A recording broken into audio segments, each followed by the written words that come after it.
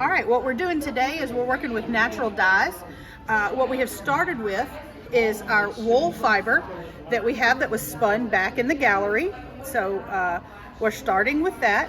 What we did is we took and we mordanted our string that we're using, and what the mordant does is it goes into the fiber and it expands the fiber so the fiber can accept the dye much better.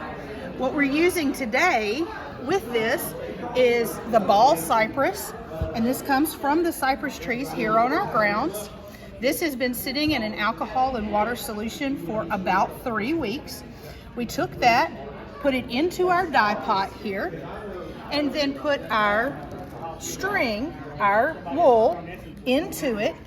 And this is the color that we ended up with. This is mordanted. It's kind of a honey color, and the ball cypress just by itself.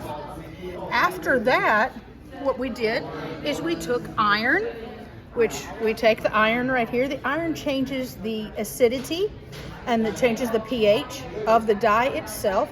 We added about a tablespoon of iron to our dye bath and re-put those in there, and you can see how dark it is and the difference in the dye color. They started out like this and they have gone to this. So this is just the ball cypress, and this is with the iron in the bath.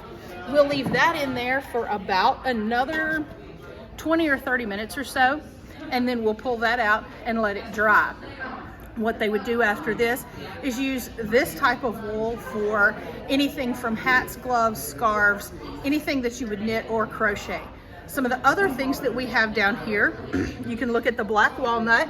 The black walnut dye is something that our documentation in our farmstead says that our family used black walnuts to dye clothing. They also used the red clay dirt that they could dig to dye clothing. So we'll be doing some of those this fall and working with that. But that's what we're doing here today for our Science Fest presentation.